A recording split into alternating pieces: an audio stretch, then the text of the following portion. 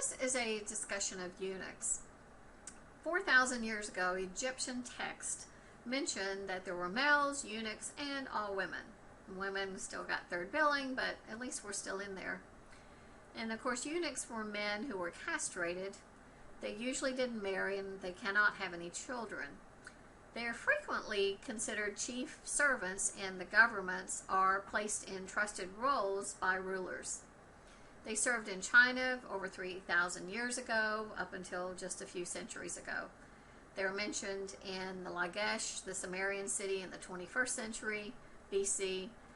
They're mentioned in the Assyrian, Babylonian, and Persian empires. So they're not uncommon. And of course, they're mentioned in the Bible. Some Bible translations use officer or official or chamberlain rather than the term for eunuch. It's mentioned in Jeremiah 52:25, an officer or eunuch, depending on what version you're reading, in charge of the men of war, or kind of a military man. Now the Hebrew word is, which I have no clue how to pronounce, and I would butcher it if I tried it, but it's listed about 42 times in the Old Testament. The popularity of eunuchs had to do with the fact that the kings didn't have to worry about them having extended families, so it cut back on nepotism issues. They didn't have to worry about them creating a dynasty if they gave them power over an area. They were courtiers, domestics, singers, soldiers, royal guards, and government workers. You may have heard of a boys' choir, where the boys were castrated so that their voices don't change. And that was in the 1700s.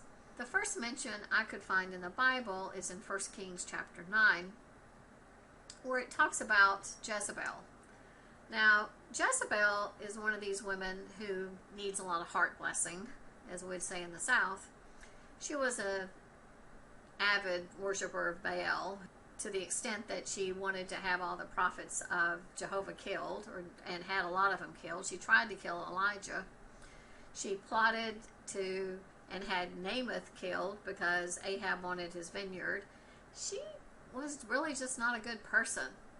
So when Jehu was tasked to eliminate Ahab's reign, he went to the city of Jezreel, and that's where Jezebel was. So she stuck her head out the window to taunt Jehu, and he asked those who were against Ahab's reign to throw her out the window. Well, the only ones that were there were her guards, which were eunuchs. And the eunuchs, it says, picked her up and tossed her out the window. It doesn't say what the eunuchs were thinking. It doesn't say anything other than the eunuchs were the ones that threw Jezebel out the window. But I don't think she was probably one of those people that was beloved by her servants. The other eunuch I'd like to mention in the Old Testament is a guy named Ebed-Melech. Now, Ebed-Melech was an Ethiopian eunuch that served the kings of Judah. And this was during the time of Jeremiah as the prophet. And Jeremiah was prophesying that Judah would be taken to Babylon and would be there for 70 years. Now, the king Zedekiah was not happy about that. He's like, you know, we're trying to defend Jerusalem and the kingdom, and you're telling us that we're going to lose. So he had Jeremiah arrested. Some other guys came in and took Jeremiah while he was arrested and threw him in a cistern. And by doing that, they put him in a situation where he couldn't get any food and that he was going to die. Now, Ebed-Melech found out about this. He was a eunuch working for the king of Judah, so he went to the king and said, hey, not good.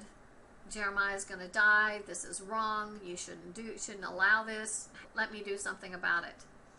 The king allowed Ebed-Melech to take 30 men and go get Jeremiah out of the cistern so that he wouldn't die. So he pulls him out, and of course, you know, apparently it was a pretty nasty business. But he pulls him out, but he's still under arrest. But that's not the end of the story with Ebed-Melech. We see that later, after Judah does fall to Babylon, because we knew that was going to happen, God gives Jeremiah a message for him. And so here's the message that he gives to Ebed-Melech. So this is our first example of an Ethiopian eunuch who had faith and trusted in God. And of course, we'll have another one in the New Testament.